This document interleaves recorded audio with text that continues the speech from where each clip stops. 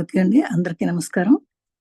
మొదటగా మన పరమ గురువు, విశ్వగురువు అయినటువంటి మనం బ్రహ్మర్షి పితామహ సుభాష్పత్రి గారికి, అతని సహధర్మచారిణి అయినటువంటి స్వర్ణమాల పత్రి మేడం గారికి అనంతకోటి అనంతకోటి ఆత్మ ప్రణామాలు చెప్పుకుంటూ మనం వారి దగ్గర నుంచి కూడా వారి ఆశీస్సులు తీసుకున్నాం, వారి అనుగ్రహం తీసుకున్నాం, వారి చైతన్యం కూడా మనకు కావాలి అని మనం ప్రార్థించుకుంటూ ఈరోజు కార్యక్రమం మొదలు పెట్టుకున్నాం.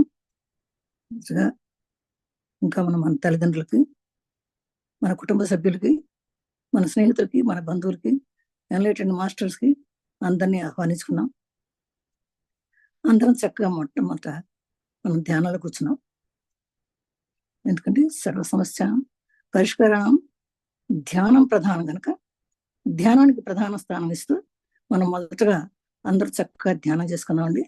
అందరూ చక్కగా కాళ్ళు మడుచుకొని, బేడలో వేడి పెట్టుకొని, కళ్ళు మూసుకొని, కళ్ళజోడు తీసి పక్కగా పెట్టుకొని కూర్చున్నాం కొంతసేపు. ఆ తర్వాత మనం క్లాస్ చెప్పుకున్నామండి. చక్కగా ఈరోజు మనం అందరం, నాకు ఎందుకో ఇంతకుముందే ఒక 10 నిమిషాల ముందు ఒక ఊహ వచ్చింది. ఏంటంటే, ఎక్కడ చూసినా యూట్యూబ్లో చూస్తుంటే మనం ఎక్కడ చూసినా కుంభమేళ కుంభమేళ అని వస్తుంది. ఆ కుంభమేళలో స్నానం చేయలేదు అని అనిపిస్తుంది మనకి. మనం కూడా వెళ్తే ఎంత బాగుండు అని కూడా అనిపిస్తుంది అందరికీ కూడా. ఎందుకంటే చాలా మంది చెప్తున్నారు, గురువులు చెప్తున్నారు, పెద్దవాళ్ళు చెప్తున్నారు, ఆ కుంభమేళలో స్నానం చేస్తే చాలా మంచిదని. ఆ కుంభమేళ అయ్యో మనం చేయలేదే అని అంటున్నారు. వెళ్ళే వాళ్ళకి అందులో సౌకర్యాల గురించి కూడా చెప్తున్నారు, చాలా చాలా ఛానల్స్లో చెప్తున్నారు. అయితే ఇప్పుడు మనమందరం కూడా ఈ ధ్యానంలో కూర్చుని కుంభమేళకి వెళ్ళిపోదామండి. రెడీయా మీరు? చక్కగా కూర్చోండి, హాయిగా మనం అందరం కుంభమేళకి వెళ్ళిపోదాం. ఇవాళ మనకు ఆ కోరిక కూడా తీరిపోతుంది అనమాట. హాయిగా కూర్చున్నాం, కాళ్ళు మడుచుకున్నారు, వేళల్లో వేడి పెట్టుకున్నారు, కళ్ళజోడు తీసి పక్కకు పెట్టుకున్నారు. మీరందరూ కూడా హాయిగా కూర్చున్నాం. ఏ ఆలోచన వద్దు మనకి. మనకి కావాల్సింది కేవలం ఆత్మజ్ఞానం. ఏం అక్కర్లేదు. కాసేపు మనం ఒంటరిగా ఉందాం. మన రూమ్లో మనం కూర్చున్నాం, మన స్థానంలో మనం కూర్చున్నాం. మనం ఆల్రెడీ మనం ఆసనం ఏర్పాటు చేసుకున్నాం. ప్రతిరోజు ఒక ఆసనంలో కూర్చుంటాం. ఆసనం మీద చక్కగా కూర్చున్నాం. మనం ఇప్పుడు చక్కగా కుంభమేళ వెళ్ళిపోతున్నాం. హాయిగా కూర్చోండి. కుంభమేళ అంటే ఏంటి?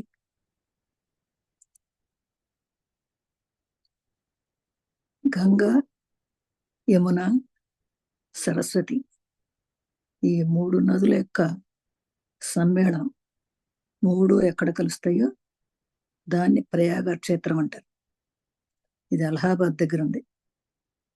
దీనికి గంగ తెల్లగా ఉంటుంది, యమున నల్లగా ఉంటుంది, సరస్వతి మనకు కనపడదు. సరస్వతి అంతర్వాహిని, మనకు కనపడకుండా ఉంటుంది. దానికి వేరే స్టోరీ ఉందనుకోండి, తర్వాత చూసుకుందాం. గంగా, యమున, సరస్వతి, ఈ 3 నదులు త్రివేణి సంగమం అంటాం. త్రివేణి అంటే, వేణి అంటే నది, త్రివేణి అంటే 3 నదులు. 3 నదుల సంగమం ఇది ఎప్పుడూ ఉంటుంది. ప్రయాగ క్షేత్రం ఎప్పుడైనా అలహాబాద్ వెళ్ళినప్పుడు ప్రయాగ క్షేత్రం దగ్గరికి వెళ్తే మనం ఎప్పుడైనా వెళ్ళొచ్చు, చూడొచ్చు. అప్పుడు ఏమో రష్ ఉండదు. మామూలుగా కూడా అక్కడికి వెళ్తే మంచిది. కానీ ఈ 6 సంవత్సరాలకు వచ్చే కుంభమేళా కానీ 12 సంవత్సరాలకు వచ్చే కుంభమేళా కంటే 144 సంవత్సరాల తర్వాత వచ్చే కుంభమేళాకి ఒక ప్రత్యేకత ఉందట. బహుశా ఇవన్నీ మీరు చదివే ఉంటారు. అయితే ఈ ప్రత్యేకత ఏంటంటే, మనకి ఎప్పుడో తెలుసు. మనకి దేవదానాలు, అంటే దేవతలు, రాక్షసులు అమృతం కోసం కొట్టుకున్నారు, పాలసముద్రాన్ని చిలికారు. విష్ణుమూర్తి సహాయంతో ఎలాగైనా అమృతం లభించాలని ఇద్దరు కోరుకున్నారు. చివరికి ఎన్నో దానిలో నుంచి వచ్చినాయి, చిలగ్గా. ఒక పక్క రాక్షసులు, ఒక పక్కన దేవతలు. చిలకగా విషం వచ్చింది, శివుడు తీసుకున్నాడు. లక్ష్మీదేవి వచ్చింది, విష్ణుదేవుడు తీసుకున్నాడు. ఉచ్చేశ్వరం వచ్చింది, ఇంకా చాలా వచ్చినాయి అనుకోండి, ఇంద్రుడు తీసుకున్నాడు. అలా ఎవరికి కావాల్సింది వాళ్ళు తీసుకున్నారు. మొత్తం మీద అమృతం కూడా వచ్చింది. ఈ అమృతం వచ్చేటప్పుడు చివరికి సీదా వచ్చేసరికల్లా దేవతల దగ్గర నుంచి రాక్షసులు లాక్కున్నారు, రాక్షసుల దగ్గర నుంచి దేవతలు లాక్కున్నారు, మాకంటే మాకంటే మాకంటే ఇద్దరు లాక్కుంటున్నారు. ఆ లాక్కున్న సమయంలో విష్ణుమూర్తి రానే వచ్చాడు, పంచాడు అనుకోండి, అది కథ దక్క మనం వెళ్ళక్కర్లే. ఆ టైంలో వాళ్ళిద్దరూ ఇటు అటు ఇటు అటు లాక్కున్న సమయంలో ఆ అమృతం పాత్ర నుంచి 4 చుక్కలు పడినాయి అంటండి. అది ఒక చుక్క హరిద్వార్లోను, ఇంకా ఒక చుక్క ఇక్కడ మాకు లేదంటే మర్చిపోయాను, ఇప్పుడు గుర్తొచ్చింది. అట్లా 4 సార్లు పడినాయి, మర్చిపోయాను, వెనక చెప్తాను అక్క. అయితే ఇక్కడ ఒక పరిస్థితి పడింది అనమాట అలహాబాద్లో, ఇక్కడ కూడా ఒక చుక్క పడిందంట. అందుకని అది మరి ఆ చుక్క ప్రభావం వల్ల ఆ గంగా నదికి హరిద్వార్లో ఉన్నదానికి కాకుండా ఇక్కడ మరీ పవిత్రం అయిపోయింది. ఆ పవిత్రమైన స్థలానికి ఎక్కడి నుంచి వస్తారో ఈ కుంభమేళా టైంలో ఈ నాగ సాధువులు, సిద్ధులు, యోగులు, మునీశ్వరులు అందరూ ఎక్కడెక్కడి నుంచో వస్తారు. యాక్చువల్గా వీళ్ళందరూ ఇక్కడ ఉండరు, హిమాలయాల్లోనూ ఎక్కడో పర్వతాల గుహల్లోనూ ఎక్కడో ఉంటారు, తపస్సు చేసుకుంటారు. వాళ్ళు సంసారాలు ఉండవు, అయినా వాళ్ళు ఎప్పుడు తపస్సులో ఉంటారు. వాళ్ళు శీతోష్ణాలకు భయపడరు. అంటే చాలా వేడున్న వాళ్ళకి భయం లేదు, చాలా చలిగా ఉన్నారు. యాక్చువల్లీ హిమాలయాల్లో అంటే ఎప్పుడు చలి ఉంటుంది. వాళ్ళ శరీరానికి వాడు అతీతులు, చలి ఉన్నా ఎండున్నా ఆకలి దప్పులకు కూడా అతీతులు. వాళ్ళు ఉంటే తింటారు, లేకపోతే తెలియదు, ఉంటారు అలాగే. అలాంటి వాళ్ళు ఎంతో మహత్యం కలిగినటువంటి వాళ్ళు. వాళ్ళకి ఎప్పుడు దైవ ధ్యానంలోనే ఉంటారు. వాళ్ళకి శరీర స్పృహ ఉండదు, ఎప్పుడు ధ్యానంలో ఉంటారు. కానీ మరి ఈ టైంలో, ఈ కుంభమేళా టైంలో వాళ్ళకి ఎలా తెలుస్తుందో అంటే వారు మహానుభావులు కనుక ఎప్పుడు జ్ఞానంలో ఉంటారు కనుక వాళ్ళకి తెలుస్తుంది. మనకంటే డేట్ చూసుకోవాలి, టైం చూసుకోవాలి, ఇయర్ చూసుకోవాలి, అయితే పండితులు ఎవరైనా చెప్పాలి, అప్పుడు కానీ మనకు తెలియదు. మనం ఒకరి తర్వాత ఒకరికి ఏదో ఇట్లా వచ్చిందంట, ఇక పలానా రోజు అంటే పలానా రోజులు అంటే ఎవరో మహాత్ములు చెప్తే అప్పుడు మనకు తెలుసు. కానీ ఆ మహాయోగులకి అందరికీ తెలుసు, ముందే తెలుసు వాళ్ళకి. అయితే వాళ్ళందరూ కూడా ఈ టైంలో వచ్చేస్తారు ఎక్కడికి, ఈ కుంభమేళాకి. ప్రయాగరాజ్ అని పెట్టారు ఇప్పుడు, ఆ ప్లేస్కి వచ్చేస్తారు. వాళ్ళందరూ కూడా ఎలా వస్తారో తెలియదు, ఎలా వెళ్తారో తెలియదు. జనవరి 13 స్టార్ట్ అయింది, 12 వరకు ఎవరు లేరు అక్కడ. 13కి లక్షల మంది వచ్చారు. మళ్ళీ ఫిబ్రవరి 26 వరకు ఉంటుంది. 27 చూస్తే ఒక్కళ్ళు ఉండరు. ఏ ట్రైన్లో వెళ్ళారో, ఏ బస్సులో వెళ్ళారో ఎవరికి తెలియదు. అదంతా మనకు ఊహకు అందనటువంటి విషయం. సరే, అవన్నీ వదిలిపెట్టి ఇప్పుడు మనమందరం అక్కడికి వెళ్ళాం. ఓన్లీ చెవులు మాత్రమే పనిచేయాలి మీకు. కదలకుండా కూర్చోండి, ఏమాత్రం కళ్ళు తెరవకండి, హాయిగా కూర్చున్నాం. మనం అందరం ఇప్పుడు ప్రయాగరాజ్లో ఉన్నాం, కుంభమేళా యాత్రకు వెళ్ళాం. కుంభమేళాలో గంగా, యమున, సరస్వతి 3 నదులు కలిసిన చోట ఉన్నాం. స్నానానికి వెళ్తున్నాం. గంగే యమునే చైవ కృష్ణ గోదావరి నర్మదే సింధు కావేరి జలేస్మిన్ సన్నిధిం కురు అని ఈ శ్లోకం ప్రతిరోజు మనం అనుకోవచ్చండి. ప్రతిరోజు మనం స్నానం చేసేటప్పుడు ప్రతిరోజు అనుకుంటే మనం అన్ని నదుల్లోనూ మనం స్నానం చేసినట్టే. ఎందుకంటే యద్భావం తద్భవతి, మనం ఏదనుకుంటే అదే జరుగుతుంది. అది నేను చెప్పడం కాదండి, అది మహానుభావులు చెప్పిన మాట. యద్భావం తద్భవతి అంటే ఏ భావంతో మనం ఆలోచిస్తామో ఆ భావమే, అదే ఆలోచనే మనకు జరుగుతుందట. అందుకని మనం అందరం ఉదయాన్నే స్నానం చేస్తాం కదా, అప్పుడే మనం అనుకోవాలి శ్లోకం చెప్పి ప్రతిరోజు ఒక లోటతో నీళ్లు తీసుకుని మనం మీద పోసుకుంటూ, మన ఒంటి మీద పోసుకుంటూ, గంగే యమునే చైవ కృష్ణ గోదావరి నర్మదే సింధు కావేరి జలేస్మిన్ సన్నిధిం కురు అని అనుకోవాలి. అలా అనుకుంటే మనం అన్ని నదుల్లోనూ స్నానం చేసినట్టే అవుతుంది. గంగా యమున సరస్వతి ప్రయాగ క్షేత్రే మాధవేశ్వరి అని కూడా అనుకోవచ్చు. గంగా యమున సరస్వతి ప్రయాగ క్షేత్రే మాధవేశ్వరి, అక్కడ మాధవేశ్వరి అనే జ్యోతిర్లింగం ఉంది. అక్కడ అష్టాదశపీఠం ఉంది ప్రయాగలో. అందుకని అది కూడా టచ్ చేసుకుంటే మనం గంగా యమున సరస్వతి ప్రయాగ క్షేత్రే, అక్కడ ప్రయాగాల, అక్కడ మాధవేశ్వరి కూడా ఉంది. ఈ 5ని దర్శించినట్టే అర్థం అనమాట. ప్రతిరోజు స్నానం చేసినప్పుడు ఈ శ్లోకం, 2వ శ్లోకం, ఇది కూడా మనం చదువుకుంటే మనం ప్రతిరోజు త్రివేణి సంగమం స్నానం చేసినట్టే. మనం ప్రతిరోజు చేసుకుంటాం కనుక మనం ప్రతిరోజు మహా కుంభాభిషేకంలో మనం ఉన్నట్టే, ఈ కుంభమేళాలో ఉన్నట్టే. మనం ఇప్పుడు చెప్పుకున్నాం కదా, మనం ఏదనుకుంటే అది యద్భావం తద్భవతి అనుకున్నాం కదా. మనం ప్రతిరోజు చేసుకుంటే మనకి ఎన్ని సంవత్సరాలు, 5 సంవత్సరాలు మనం ఈ ప్రయాగలో మనం స్నానం చేసినట్టే అవుతుంది. అయితే అక్కడ ఎంతో మంది చూస్తున్నాం కదా, మనం ఇప్పుడు ప్రతిరోజు చూస్తున్నాం. యూట్యూబ్లో చూడండి, ఎన్నో కనపడుతున్నాయి వింతలు. ఆడవాళ్ళు కూడా ఉన్నారు, అది గొప్ప విశేషం. అయితే మొన్న అంటున్నారు, వాళ్ళకి బట్టలు లేకుండా ఎందుకుంటారు అంటే వాళ్ళకి ఎవరో చూస్తున్నారు అనే భావం ఉండదు. అంతేకాదు, వాళ్ళ ఇంద్రియాలను కంప్లీట్ గా లోపరుచుకున్నారు. వాళ్ళ ఇంద్రియాలు ప్రకోపించవు. వాళ్ళకి బట్టలు ఉన్నాయా లేవని తెలియదు వాళ్ళకి అసలు. ఇంకా ఒక గొప్ప రహస్యం చెప్పారు. ఈ మర్మాంగాలు ప్రకోపించకుండా వాళ్ళు గోచి పెట్టుకుంటారు. ఆ గోచి పెట్టుకుంటాం కూడా ఆ అంగాన్ని కంప్లీట్ గా లోపలికి అణిచి వేసుకుంటారట. ఇంకా వాళ్ళకి ప్రకోపించే లక్షణం ఎప్పటికీ ఉండదట. అందుకని వాళ్ళు చూస్తున్నారా, వీళ్ళు చూస్తున్నారా, ఇక్కడ ఏముంది, అక్కడ ఏముంది, ఏమీ తెలియదు వాళ్ళకి.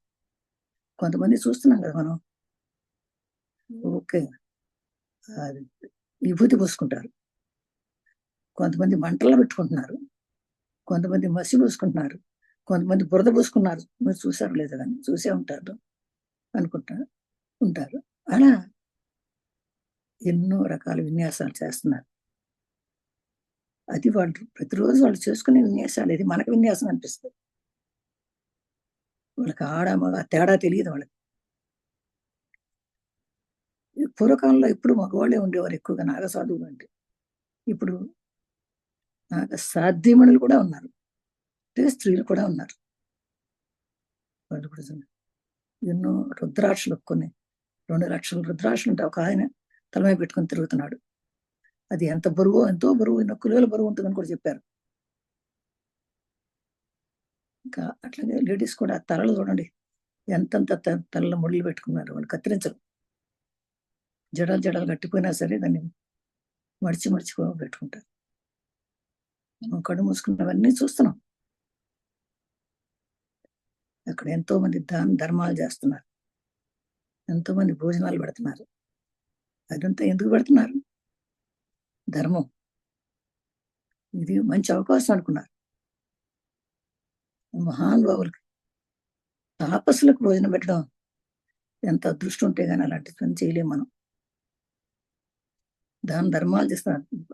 భోజనాలు పెట్టలేని వాళ్ళు ధర్మాలు చేస్తున్నారు. కేవలం మనం స్నానం చేయడానికి మాత్రమే కాదు, మన దగ్గర ఉన్నటువంటి ధర్మం కూడా తీసుకుని, డబ్బులు కూడా తీసుకుని అక్కడ ధర్మాలు చేసుకోవచ్చు. ఆ రకంగా కూడా మన పుణ్యం వస్తుందని పెద్దలు చెప్తున్నారు. ఈ అవకాశం మళ్ళీ మళ్ళీ రాదు. అందుకనే మనం ఎవరైతే మనం వెళ్ళినట్టే, ప్రతిరోజు మన విధంగా కూర్చొని ధ్యానం చేసుకుంటే మనం కూడా వెళ్ళినట్టే. మనం కూడా ఎక్కడ ఉన్నాడో అక్కడ ధర్మం చేసుకోవచ్చు. ఏ రకంగా ధర్మం చేయాలని మీకు మనసులో ఉంటే మీ ముందుకు వచ్చేస్తారు.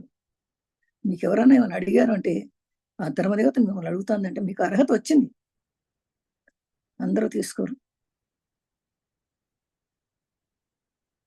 అందరూ తీసుకోరు. ఆ ధర్మదేవత మన దగ్గరకొచ్చి చెయ్యి చాపినప్పుడు మనం వెనకడుగు వేయకూడదు. మనం ముందుకు వెళ్ళాలని అవకాశం వచ్చింది మనకి.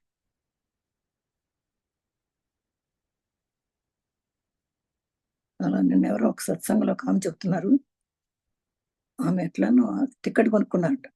అంటే సత్సంగ సభ్యులందరూ ఒక 20 మంది, 40 మంది అలా ఎళ్తున్నారు. గ్రూపులుగా ఎళ్తే కూడా కొంచెం అందరికి తెలుస్తుందని గ్రూప్‌గా ఎళ్తున్నారు. చాలా మంది ఎళ్తున్నారు అట్లా. ఒక ఆవిడ పాపం ఒక 10 రోజులకు ముందుగా వెళ్తాం అనుకున్నప్పుడు ఏదో గుడికెళ్తా పడిపోయిందట. పడిపోతే మంచి దెబ్బ తగిలింది. అయ్యో! ఇట్లా పడిపోయాను, దెబ్బ తగిలిందని అనుకుంది. వెంటనే తీసుకెళ్ళే లీడరు "నువ్వు రావద్దు అటైతే" అని చెప్పేసి డబ్బులు పంపించేసిందట. లేదమ్మా నాకు తగ్గిపోయింది అని చెప్పని ఆవిడ చెప్తున్నా కూడా ఆవిడ వినలేదట. అక్కడ 2 మైళ్ళు నడవాలి. ఎలా నడుస్తావు? వద్దొద్దు రావద్దు. మిగిలిన వాడికి ఇబ్బంది అవుద్ది అన్నారట. ఈవిడకేమో వెళ్ళాలనుంది. ఆవిడేమో రావద్దని డబ్బులు పంపించేసిందట. అయితే మొన్న అందరం సత్సంగంలో అన్నాం. లేదు లేదు నేను తప్పకుండా వెళ్తాను. నేను వెళ్ళగలను. నేను వెళ్తాను అని మీరు అనుకోండి. ధ్యానం చేసుకోండి అని అన్నారు. చేసుకున్నారు. నెక్స్ట్ డేనే ఒక ఆవిడ ఇంకో ఆవిడ వేరే ఆవిడ పిలిసారు. అమ్మ మేము 29థ్ ఎళ్తున్నాము. మీరు కూడా వస్తానంటే చెప్పండి. తీసుకెళ్తాం అన్నారట. చూడండి. అలాగే మనకు యద్భావం తద్భవతి అనుకున్నాం గదా! అది రుజువయిపోతుంది మనకి. వెంటనే ఆవిడ సంతోషపడి, సరే ఇట్లా మనం అనుకున్నామండి. అలాగే నాకు కాలొచ్చిందని చెప్పింది. సంతోషం అన్నాను. అట్లా చాలా మంది వెళ్లి అక్కడ దాన ధర్మాలు చేసుకుంటున్నారు. దీపాలు వెలిగించుకుంటున్నారు. ఆనందపడుతున్నారు. ఆరోగ్యంగా వెనక్కి తిరిగి వస్తున్నారండి. భక్తులం గదా! రోజు ధ్యానం చేసుకునే వాళ్ళకి ఏమీ బాధలుండవండి. నేనెందుకు చెప్తున్నానంటే ఇవాళ మనం ఏదనుకుంటే అది అవుతది. మనసులో మనం ఏదనుకుంటే ధ్యానం చేసే వాళ్ళకి నేను అనుకున్నాం గదా! ఏ సమస్యలుండవని. సర్వ సమస్యలకి పరిష్కారం ధ్యానం అన్నాం గదా! అందుకని మనం అయ్యో! అనుకోక్కర్లా ఇక్కడ. అయ్యో! నేను ఎళ్ళలేకపోతున్నా అనుకోక్కర్లా. నో. నేను వెళ్ళగలను. ఏ పనైనా నేను చేయగలను అని అనుకోవాలి. సాధ్యం కానిది ఏది ఉండదు. ప్రతిదీ సాధ్యమే. సాధ్యాసాధ్యాలన్నీ ఆయనకొదిలేయండి. నేను వెళ్తాను. మంచి కార్యం చేయడానికి ఎందుకండి మనం ముందుకు రాకపోవడం?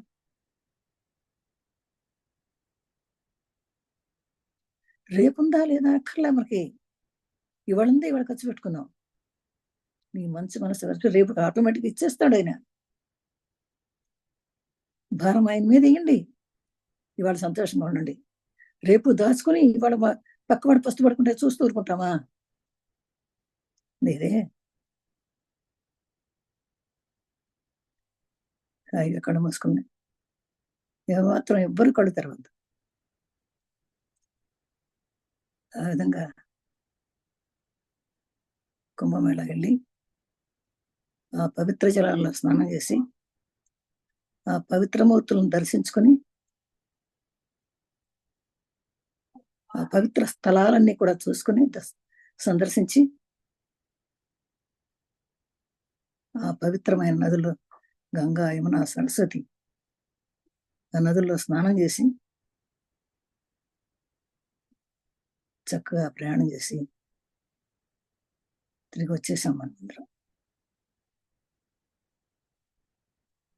హాయిగా కూర్చోండి. ఏమాత్రం కళ్ళు తెరవద్దు. వచ్చిన తర్వాత చక్కగా ధ్యానంలో మీరు ఏమేమి అనుభవించారో చూసుకోండి. ఆనందించండి. మీరు ఆనందించే విషయాలన్నీ ఇతరులకు చెప్పండి.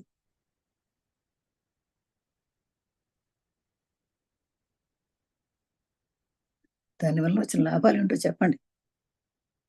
మీ అనుభవాలేంటో చెప్పండి. మనం 20 మంది 30 మంది కలిసి ఉన్నప్పుడు మనకు కొన్ని చేదు అనుభవాలు కూడా ఉండొచ్చు. కానీ అవి కూడా చెప్పండి. చేదు అనుభవాలు అంటే ఏముండవు. మనం చూసే దృష్టిని బట్టి ఉంటాయి. సృష్టి అంతా మామూలుగానే ఉంటది. భగవంతుడు అందరినీ రకంగానే సృష్టిస్తాడు. ఆయన పక్షపాత ఒకళ్ళకి ఎక్కువ ఒకళ్ళు తక్కువ ఇవ్వడానికి. కానీ మనం దృష్టిలో లోపం ఉంటుంది.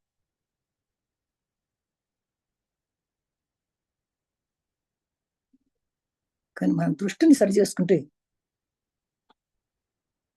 అందరూ ఒకలాగే కనపడతారు మనకు. ఎందుకు అందరూ ఒకలా కనపడాలి అంటే మనమందరం ఒకటే. నాలో ఉన్న ఆత్మ, నీలో ఉన్న ఆత్మ, నీ పక్కవాడిలో ఉన్న ఆత్మ, నీ వెనక వాళ్ళలో ఉన్న ఆత్మ, నీ ముందు వాళ్ళు అందరూ ఒకటే. అందరి ఆత్మలోనూ ఉన్న అంతరాత్మ ఒకటే. ఈ ఒక్కటే అని మనం భావించినప్పుడు ఎక్కడ చూసినా అక్కడే పరమాత్మ కనపడతాడు. ప్రహ్లాదుడు అన్నట్టుగా ఎందెందు వెతికినా అందందేయగలడు. ఎందులో వెతికితే అందులోనే కనపడతాడు. నా ప్రహ్లాదు స్టోరీ తెలుసు కదా. తండ్రి హరిద్వేషి, హరినామం పలికితే ఊరుకోడు తన రాజ్యం. కానీ కొడుకే హరినామం పలుకుతాడు. ఎన్నో బాధలు పెడతాడు, అయినా వదలడు.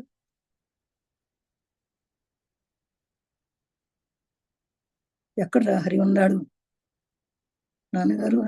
హరి ఎక్కడ ఉంటాడు ఏంటి? ఎక్కడెక్కువ తీతే అక్కడే ఉంటాడు. ఎందెందుకు తీతే అక్కడే ఉంటాడు. అయితే ఈ స్తంభంలో ఉన్నాడా? ఉంటాడు. కోటాడు గద పెట్టి వచ్చేసాడు. అందుకని భగవంతుడు ఎక్కడ ఉంటాడు? నీ హృదయంలోనే ఉంటాడు. నువ్వు ఎక్కడో వెతుకుతున్నావు, బయట ఎందుకు వెతుకుతావు?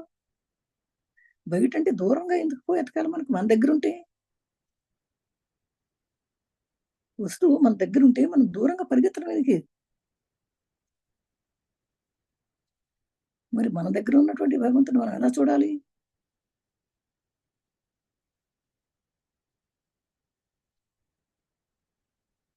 ఈ బాహ్యమైనటువంటి దృష్టితో చూడలేమా? అంతర్దృష్టితో చూడాలి. ఈ బాహ్యంగా ఉన్నటువంటి ఈ శారీరక కళతో చూడలేము మనం. నీకు ఆంతరంగిక కళ్ళు కావాలి. అంటే ఆంతరంగిక కళ్ళు మూడో కన్ను తెరుచుకోవాలి. భ్రూమధ్యంలోకి వెళ్ళండి. ఆ భ్రూమధ్యలో ఉన్న మూడో కన్ను తెరవండి. శివుడికి 3 కళ్ళు ఉన్నాయి అంటాం. మనకి కూడా ఉన్నాయి 3 కళ్ళు. మనకి అనవసరమైన ఆలోచనల వల్ల, అనవసరమైన కోపం, ద్వేషం, అసూయ, మతమాత్సర్యాలు వెళ్ళి ఉండటం వలన ఆ కన్ను మూసుకుపోయింది. ఎప్పుడైతే షడ్వర్గాలను నిగ్రహించుకుని ఈ భయభ్రాంతులను తగ్గించేసుకుని అందరిలో నుండి ఆత్మ ఒకటేనని తెలుసుకుని ధ్యానం చేసుకుని, ధ్యానం చేయగా చేయగా చేయగా మీ మూడో కన్ను తెలుస్తుంది. అంతర్శిక్షు, బాహ్య శిక్షలు కనపడ్డు. అంతర్శిక్షలు ఎప్పుడైతే ఓపెన్ అవుతుందో అప్పుడు నీలో నువ్వు భగవంతుని చూడగలుగుతుంది. అంతేగాని నువ్వు ఎక్కడెక్కడ తిరిగి వచ్చినా, ఎన్ని కుంభమేళాల్లో స్నానం చేసి వచ్చినా, ధ్యానం చేయకపోతే నీలో నుండి భగవంతుని చూడలేవు. పుణ్యం రావచ్చు, పుణ్యకర్మలు చేస్తే పుణ్యం వస్తుంది. కానీ ఆ పుణ్యం తగ్గిపోయిన తర్వాత మళ్ళీ మామూలు స్థితిలోకి వెళ్ళిపోతాం. కానీ ధ్యానం వలన అజ్ఞానం పూర్తిగా నాశనం అయిపోయింది. జ్ఞానం వస్తుంది. జ్ఞానం వచ్చిందంటే కర్మలన్నీ దగ్ధమైపోతాయి. అప్పుడు ఎప్పుడైతే కర్మలు దగ్ధమైపోతాయో, పూర్తిగా నీ చేసిన కర్మలన్నీ దగ్ధమైపోతాయో, అప్పుడు ఈ మూడో కన్ను తెరుచుకుంటది. అది ఎక్కడుంది? ఈ 2 కళ్ళ మధ్య మనం బొట్టు పెట్టుకునే స్థానంలో. అదే భ్రూమధ్య స్థానం. అదే ఆజ్ఞాచక్రం ఉండే స్థానం. అదే మూడో కన్ను. అదే జ్ఞాననేత్రం. అదే శివుడికున్నట్లు. ఆ మనోనేత్రం, ఆ జ్ఞాననేత్రం ఓపెన్ అవుతుంది. అప్పుడు నీకు అన్నీ తెలుస్తాయి. జరిగింది, జరగబోయేది అన్నీ తెలుస్తాయి. అప్పుడు అదే నువ్వు. ఆ పరమాత్మే నువ్వైపోతావు. నీలో ఉన్న ఆత్మ నువ్వెవరివో తెలిసిపోతుంది. నీ అంతరాత్మలో ఏముందో తెలిసిపోతుంది. అప్పుడు సర్వము నీలోనే ఉన్నది. నీవే భగవంతుడు. నీ ఆత్మే పరమాత్మ. జీవుడు వేరు, పరమాత్మ వేరు. కానీ పరమాత్మ జీవుల్లోనే ఉంది. ఈ జీవుడు పరమాత్మ, జీవాత్మ పరమాత్మ. అందుకనే ఈ జీవితం ఉంటేనే నువ్వు పరమాత్మ తెలుసుకుంటావు. ఆ పరమాత్మ తెలుసుకుంటే ఇంకా నువ్వు పరమాత్మలో ఏకమైపోతావు. నీ జన్మ సార్థకమైపోతుంది. నువ్వు ఎక్కడి నుంచి వచ్చావో అక్కడికి వెళ్ళిపోతావు. మరు జన్మ ఉండదు. అది కాకుండా అంటే అది తెలుసుకునే వరకు పుట్టడం, చావడం, పునరపి జన్మం, పునరపి మరణం. ఎందుకంటే ఇప్పుడు కొంచెం నేర్చుకున్నారనుకోండి, మళ్ళీ జన్మాలు మళ్ళీ కొంచెం నేర్చుకుంటాం. ఇప్పుడు నేర్చుకుంటే ఏమి పాడైపోదు. అది మనకు స్టోరే. మన బ్యాంకులో పెట్టుకున్నట్టే ఉంటాయి. మళ్ళీ నేర్చుకుంటాం. అందుకే మనం జన్మ జన్మలకి నేర్చుకుంటూ వస్తాం. అందరూ ఒక జన్మలో నేర్చుకోలేరు. మనం అనుకున్నాం కదా, మన స్థితులు బట్టి ఒకే స్థితిలో వెళ్ళలేము. అలా జన్మ జన్మలకి కొంచెం నేర్చుకుని అప్పుడు మనం జన్మ సార్థకం చేసుకుంటాం. అందుకని ఈ జన్మ సార్థకం కావాలంటే జ్ఞానం కావాలి కదా. జ్ఞానం కావాలంటే ధ్యానం చేయాలి. అలా ధ్యానం చేయగా నీ లోపల ఉన్నటువంటి చక్రాలను యాక్టివేట్ చేసుకుని, ఈ షట్చక్రాలను యాక్టివేట్ చేసుకుని సహస్రాల స్థితికి వెళ్ళాలి. మనం అందరం వెళ్ళడానికి ప్రయత్నించాలి. అందుకే ధ్యానం తప్పనిసరి. ధ్యానం చేస్తేనే వెళ్ళగలను. పుస్తకాలు వినొచ్చు, పుస్తకాలు చదవచ్చు, మహాత్ముల దగ్గర వెళ్ళి వాడు చెప్పిన మాటలు వినొచ్చు. కానీ ఇదంతా మనకు జ్ఞానం వస్తుంది. ఆ జ్ఞానం పరిపూర్ణ జ్ఞానం వచ్చే వరకు వింటూనే ఉండాలి, చదువుతూనే ఉండాలి, ధ్యానం చేస్తూనే ఉండాలి. ధ్యానం తప్పనిసరి. అన్నిట్లోనూ ఎంత ధ్యానం చేస్తే అంత భాగ్యం. ఎంత డబ్బులుంటే అంత భాగ్యం కాదండి. ఎంత ధనం ఉన్నా, బిల్డింగ్లు ఉన్నాయి, ఎంత నగలున్నా అది ధనవంతుడు కాదు. ఎంత జ్ఞానం ఉంటే అంత ధనవంతులు మనం, భాగ్యవంతులు. ఎందుకంటే అన్నీ మనం ధ్యానం ద్వారా సంపాదించవచ్చు. ధ్యానంలో నువ్వు ఎన్ని అడుగు అవి వచ్చేస్తాయి. అన్ని సమస్యలకు పరిష్కారం ధ్యానం అని చెప్పుకున్నాం కదా. మరి ఇంకా అన్ని సమస్యలకు పరిష్కారం ఉన్నప్పుడు మనం ఎందుకంటే పరుగులు ఎత్తడం ఎందుకు? స్కూల్ ఎగ్జామ్స్కి వెళ్ళాలా, 10 నిమిషాలు ధ్యానం చేసి వెళ్ళమని చెప్పండి మీ పిల్లలు. మీరు ఏదైనా శుభకార్యానికి వెళ్తున్నారా, 10 నిమిషాలు ధ్యానం చేసి వెళ్ళండి. మీరు ఆఫీస్కి వెళ్తున్నారా, 5 నిమిషాలు కనీసం ధ్యానంలో కూర్చొని వెళ్ళండి. ఆ రోజు మీరు ఎలా జరుగుతుందో మీరు గమనించండి. ప్రతి పనికి కాస్త 2 నిమిషాలు ధ్యానం చేసి వెళ్ళండి. ఆ పని ఎలా జరుగుతుందో మీరు చూడండి. అందరూ చెప్తారు, చెప్పడం కాదు, ఆచరించినప్పుడే దాని విలువ తెలుస్తుంది. కనుక చక్కగా అందరూ ఆలకించడం కాకుండా ఆచరించండి, అర్థం చేసుకోండి. మనస వాచ కర్మణ అనుభవిద్దాం. ఈ ధ్యాన మహిమను అనుభవించి ఎంతో మంది మహాత్ములయ్యారు, ఎంతో మంది జ్ఞానవంతులయ్యారు, ఎంతో మంది జన్మ సార్థకం చేసుకున్నారు. మిత్రులారా, మనం కూడా అలాగే సార్థకం చేసుకుందాం. ఒక్క 2 నిమిషాలు అందరూ మౌనంగా ఉండండి. ఎవరూ కళ్ళు తెరవద్దు, ఎవరు మీ స్థానం నుంచి కదలొద్దు. హాయిగా కళ్ళు మూసుకుని 2 నిమిషాలు మాత్రం.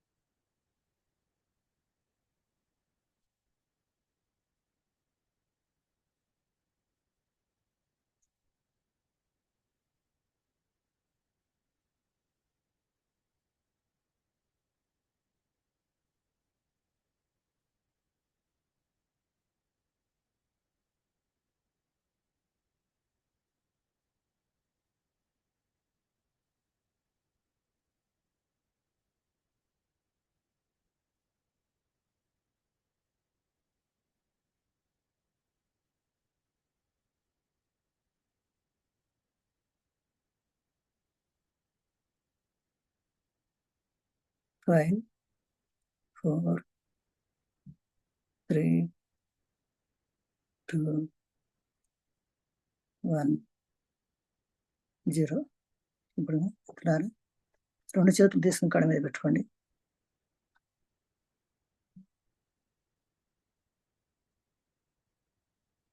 5, 4, 3, 2, 1, 0.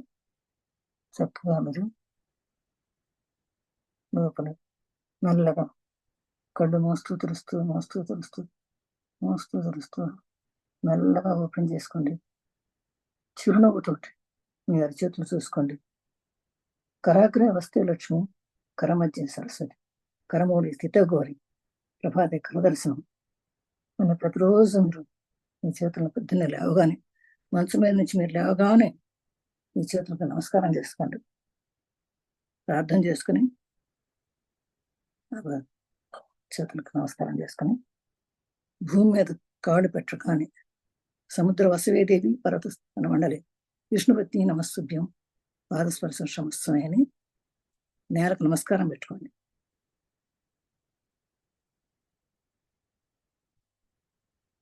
అని సర్వ ప్రకృతికి నమస్కారం చేసుకోండి. ప్రకృతి మాతకి, భూమాతకి, విశ్వమాతకి నమస్కారం చేసుకోండి. బయట కిటికీలోంచి చూసి చేసుకోవచ్చు. అప్పుడు ఇవ్వండి మీ కార్యక్రమానికి మీకు ఎంతో లాభం జరుగుతుంది. ప్రతిదినము మహద్దినమే, ప్రతిదినము శుభోదయం. Thank you. ఇప్పుడు మనం నేర్చుకున్నాం ఏదైనా.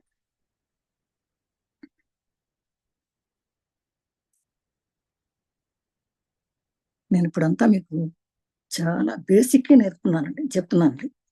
అసలు డెప్త్ కలగలేదు, బేసిక్ చెప్తున్నాను మీకు అందరికి కూడా.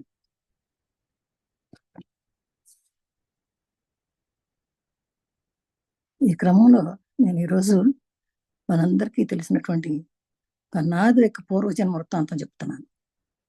నాదురు అందరికీ నాదురు తెలుసు కదా, అందరికీ తెలుసు. నాదురు అంటే తెలియని వాళ్ళు ఉండరు. మనం అందరం ఏమనుకుంటాం, నారదుడు వచ్చాడు అంటే ఇక్కడ చెప్తాడు అని మనం పోట్లాటలు పెడతాడు అని అనుకుంటాం. కానీ అట్లాంటి నాదుని యొక్క ఎలాంటి వాడో, ఎలా పుట్టాడో, వాడి జన్మ ఏంటో తెలుసుకుంటాం మన భాగ్యం అనుకున్నాం. ఈరోజు ఆ నాదు మహర్షిక పూర్వజన్మ మొత్తాంతం తెలుసుకున్నాం మన మిత్రులారా. అందరూ చక్కగా కళ్ళు తెరిచి, కావాలంటే కళ్ళు మూసుకోవచ్చు, కళ్ళు తెరిచినా సరే మీరు కూర్చొని వినటానికి ప్రయత్నం చేయండి. ఒకసారి నారద మహర్షి వ్యాస మహర్షితో చెప్తున్నట్ట,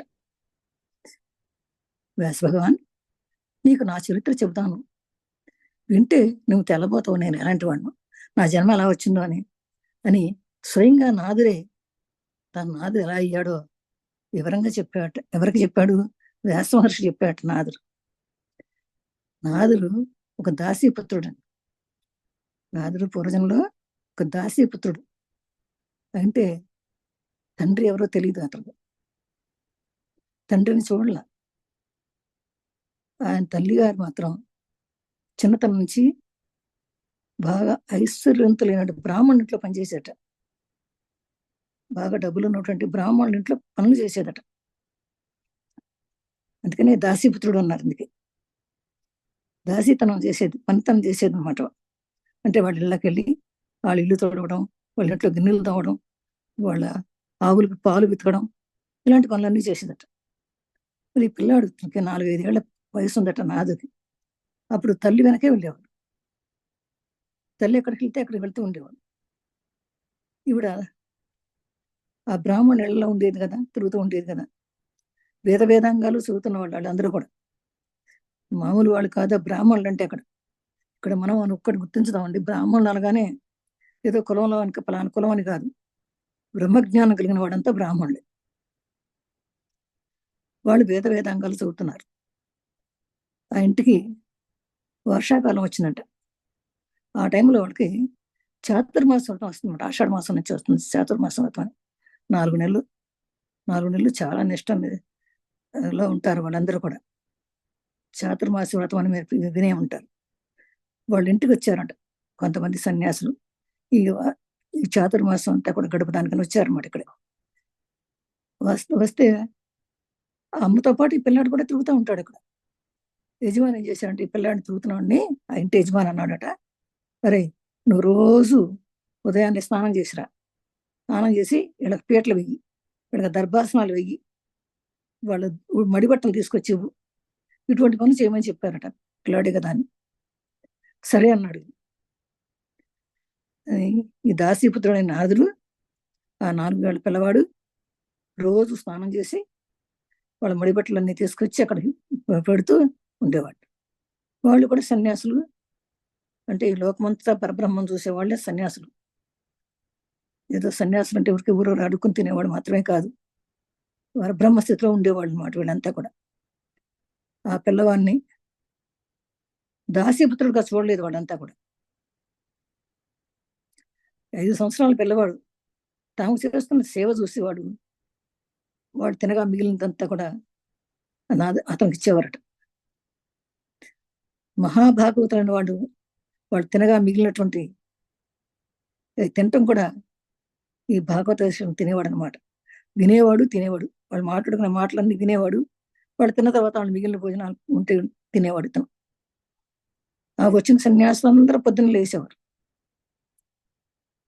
స్నానాలు చేసేవాడు, భగవంతుడికి అర్చన చేసుకునేవాడు,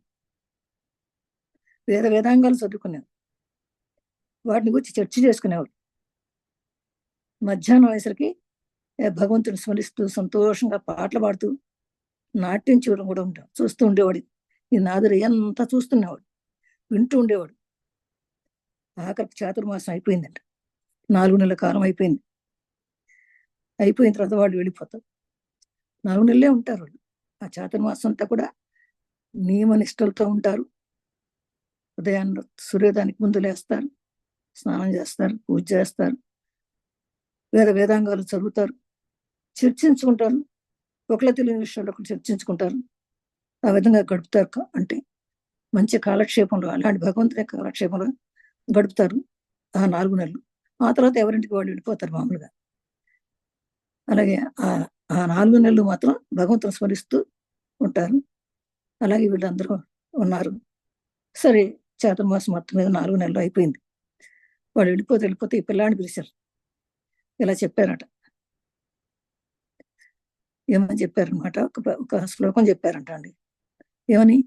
అపచారంబులు లేక నిత్య పరిచర్యా భక్తి తుండవై చపలత్వమును మాని నే కొలువగా సంప్రీతులై వారు నిష్కపటత్వమున దీన వత్సలతతో కారుణ్య సంయుక్తులై ఉపదేశించిరి వారు ఈశ్వర రహస్యోదార విజ్ఞానమున్. వాళ్ళు చెప్పారంట, నువ్వు అపచారం చేయకుండా నిత్యప్రియ భక్తితో ఉండి, చపలత్వం లేకుండా, బుద్ధి నటు తిప్పుకోకుండా, నిష్కటపత్వం అంటే నీ కపటత్వం లేకుండా మంచి ప్రేమతో చక్కగా ఉపదేశించి వెళ్ళారు వాళ్ళందరూ కూడా. ఈశ్వరుని యొక్క రహస్యాన్ని ఉపదేశించి వెళ్ళారంట. ఆ ఈశ్వర జ్ఞానానికి కావాల్సినటువంటి నియంతో వాళ్ళకి అతనికి ఉపదేశించి వెళ్ళిపోయారట. ఆ పిల్లవాడికి ఏమీ తెలియకపోయినా, ఏ తాపత్రం లేకుండా, మనసులో వాడుకున్న మీద వాళ్ళ మీద అపారమైన భక్తి చేత అతడు వారిని సేవించగా వారందరూ కూడా కారణం చెప్పడానికి కూడా వీల్లేదు, ఎంత ప్రేమగా ఉండేవారు అంటే వాళ్ళందరూ కూడా చాలా ప్రేమగా ఉండేవారు. పిల్లాడు 5 ఏళ్ల వయసు వాడు, 4-5 ఏళ్ళు. చక్కగా వాళ్ళకి సపరీలన్నీ చేసేవాడు, పీటలు వేసేవాడు, దర్పలు వేసేవాడు, పూజ కావాలి సామాన్లు పెట్టేవాడు, మడి బట్టలు తెచ్చి ఇచ్చేవాడు, ఇలా చేసేవాడు. ఏది కావాలంటే చిన్న చిన్న చేతులతో పాపం చేసేవాడు. వీళ్ళు కూడా అలాగే ప్రేమించారు పిల్లవాడిని. మనసులో వాళ్ళ మీద చాలా అపారమైన భక్తి ఉంది అది వీళ్ళతో. కావాలని వాటిని ఆ యజమాని చెప్పిన దానికంటే ప్రేమతో చేసేవాడట పిల్లాడు. నారదుని పిల్లవాడిని పక్కన కూర్చోబెట్టుకుని వారి కృష్ణ పరమాత్మ మీద ద్వాదశాక్షి మహామంత్రాన్ని ఉపదేశించారంట. ద్వాదశాక్షి మహామంత్రం అంటే ఓం నమో భగవతే వాసుదేవాయ, అది ద్వాదశాక్ష మంత్రం. అది చెప్పారట వాళ్ళు. ఉపదేశం చేశారు, ప్రణవోపదేశం చేశారు. అంటే ఓంకారం నేర్పించారు. ప్రణవం అంటే ఓంకారం.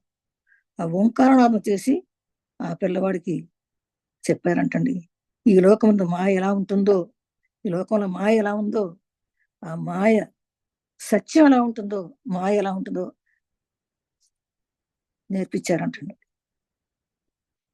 అంతకంటే అటువంటి వారిని సేవించగలటం నారదుని సత్పురుష సాంగత్యం లేదన్నమాట. ఆ విధంగా అతను తెలియకుండానే అదృష్టం చిన్నప్పుడే కలిగింది, ఆ సత్పురుషుల యొక్క సాంగత్యం. అందుకే మనకు కూడా చెప్తారు సత్పురుషుల సాంగత్యం అవసరం అని. మనం సత్సాంగత్యం అంటే ఏంటి? సత్పురుషులతో సాంగత్యం. ఊరికి కబుర్లు చెప్పేవాళ్ళకి, అనవసరమైన కబుర్లు చెప్పేవాళ్ళ దగ్గర మనం ఉండకూడదు. ఒకవేళ చెప్తున్నా మనం పక్క తప్పుకోవడం నేర్చుకోవాలి. ఎందుకంటే సత్సాంగత్యం అని చేసి సత్పురుషులు ఎవరో ఒకరి మీద ఒకరు చెప్పుకోరు. అందుకని ఎప్పుడు శంకరాచార్యులు చెప్తారు కదా, సత్సంగత్వే నిస్సంగత్వం. సత్సంగత్వం ఉంటే నిస్సంగత్వం వచ్చేస్తుంది. నిస్సంగత్వం అంటే విడిపోతాం ఒకరి నుంచి. సంఘంలో మన సంఘం మనకి అటాచ్మెంట్స్ పోతాయి. నిస్సంగత్వే నిర్మోహత్వం, నిర్మోహత్వే నిశ్చలతత్వం, నిశ్చలతత్వే జీవన్ముక్తి అని శంకరాచార్యులు గారు చెప్తారు.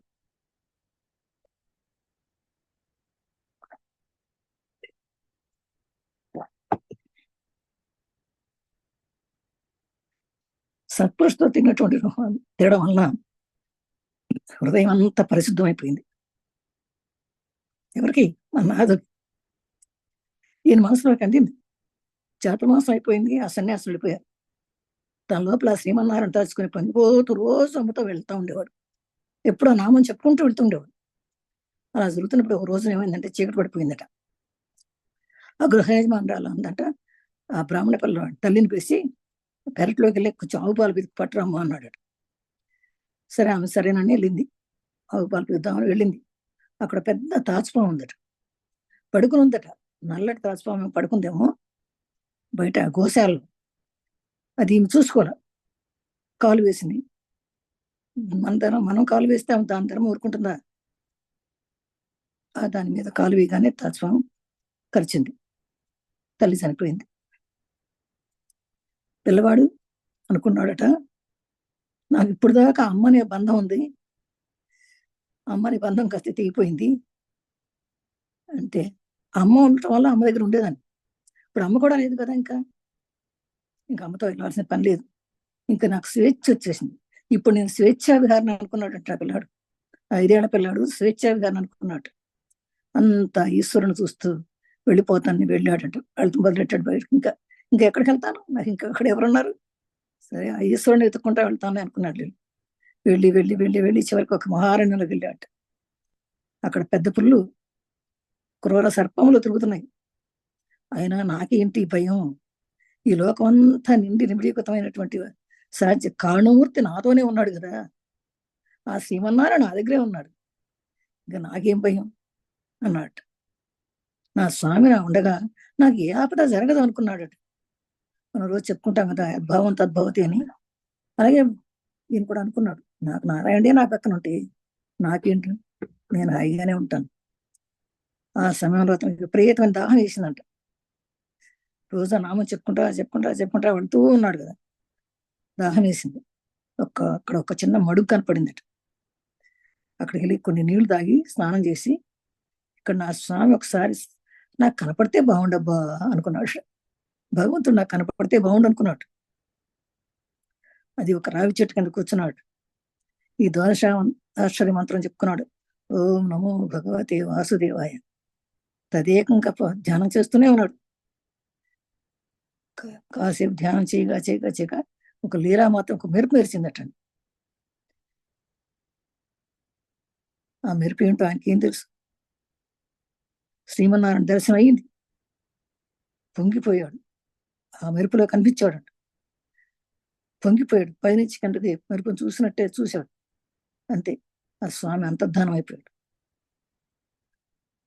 కానీ ఆయన యొక్క వాణి వినపడిందట, మాటలు పడ్డాయట. ఏం మాట్లాడాడు ఆయన? నువ్వు ఈ జన్మలో సత్పురుషులతో తిరిగిన అదృష్టం చేత, వాళ్ళ మాటలు పట్టించుకున్న కారణం చేత నీకు లీలామాత్ర దర్శనం ఇచ్చాను. నేను చిన్నగా ఒక దర్శనం ఇచ్చాను, ఒక వెలుగు రూపంలో వచ్చి నీకు దర్శనం ఇచ్చాను. నీవు చూసిన రూపమును, నువ్వు ఏ రూపం అయితే నా రూపం చూసావో అలా బాగా చూడాలని కోరుకుంటూ, ఇదే నేను ఎప్పుడు చూడాలి అనుకుని కోరుకుంటూ, నువ్వు నా గురించే చెప్పుకుంటూ, నా గురించే పాడుకుంటూ, నామే చెప్పుకుంటూ, నా గురించే మాట్లాడుకుంటూ తిరిగి తిరిగి తిరిగి దేహధర్మం అనుసరించి ఒక రోజున ఈ శరీరం వదిలేస్తావు. దేహధర్మం అంతే కదా, దేహం ఉంది అంటే మనం పుట్టామండి, చావడం తప్పదు. నువ్వు ఏ పనులు చేసినా, ఎన్ని పుణ్యకారాలు చేసినా చావడం తప్పదు. అలాగే నువ్వు కూడా దేహధర్మాన్ని అనుసరించి ఒక రోజున దేహాన్ని వదిలేస్తావు. అలా వదిలివేసిన తర్వాత నిన్ను గుప్తంగా ఉంచుతాను, నేను గుప్తంగా సీక్రెట్ గా ఉంచుతాను. అలా వదిలివేసిన తర్వాత నిన్ను గుప్తంగా ఉంచుతాను. ఒకనాడు నువ్వు సాక్షాత్గా బ్రహ్మదేవుని కుమారుడుగా పుడతావు. బ్రహ్మదేవుడి కుమారుడుగా పుడతావు. ఆనాడు నీకు మహతి అనే వీణని ఇస్తాను. నేను అప్పుడు మహతి అనే వీణ ఇస్తాను. కానీ నాది చేతిలో ఎప్పుడు ఒక వీణ ఉంటుంది కదండి, ఆ వీణ పేరు మహతి. అది ఇస్తాను అన్నాడు. అది శ్రీమన్నారాయణే ఇచ్చాడు ఆ మహతిని. దీని మీద నారాయణ స్తోత్రం చేస్తూ స్వేచ్ఛగా లోకాలంతా తిరుగుతూ ఉండు.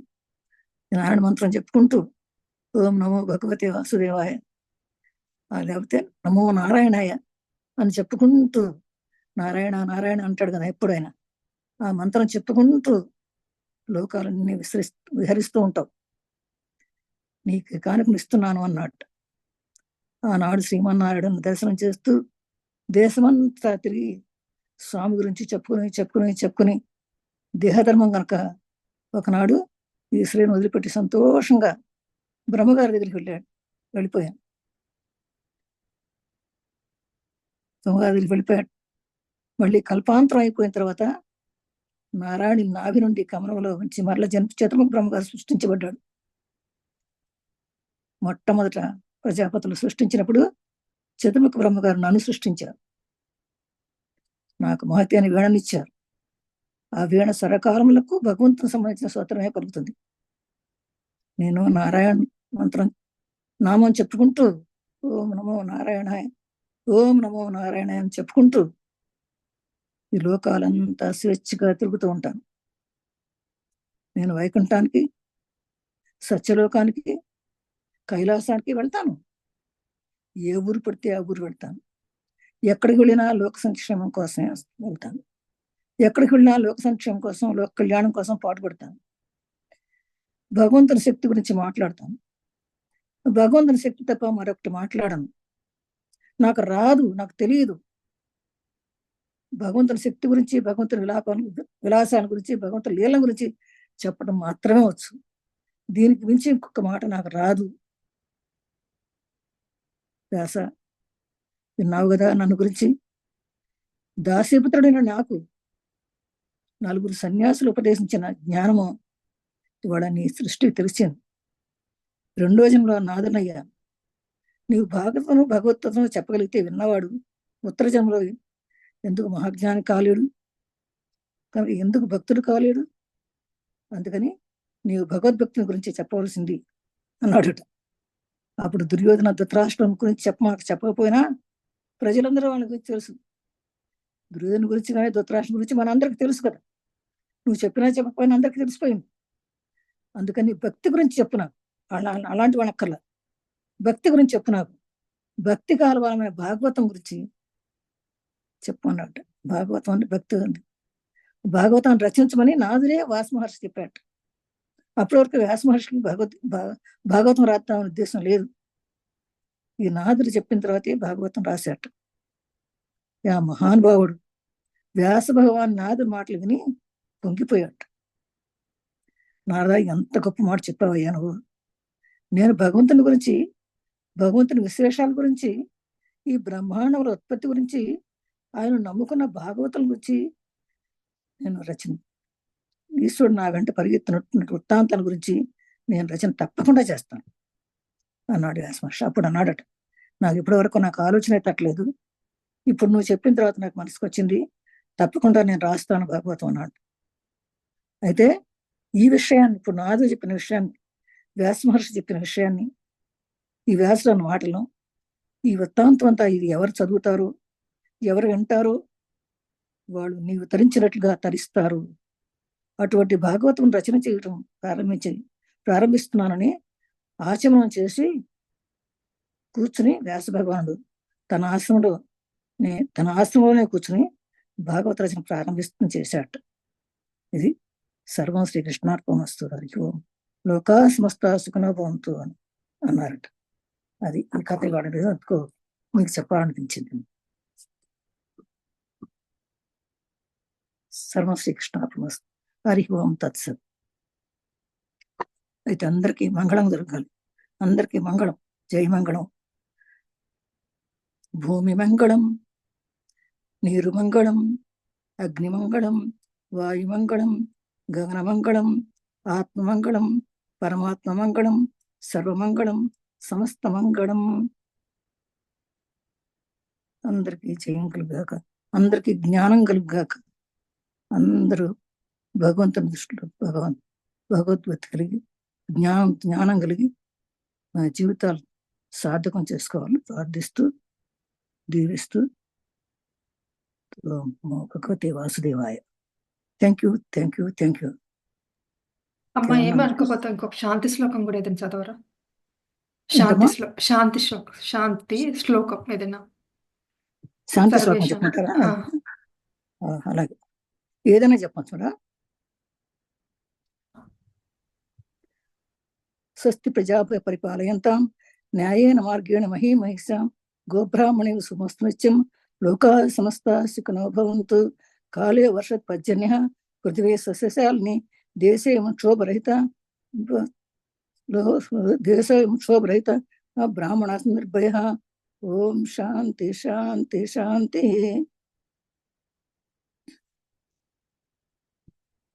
చాలా అద్భుతం చెప్పారమ్మా. థ్యాంక్స్ అమ్మా. థ్యాంక్ యూ తల్లి.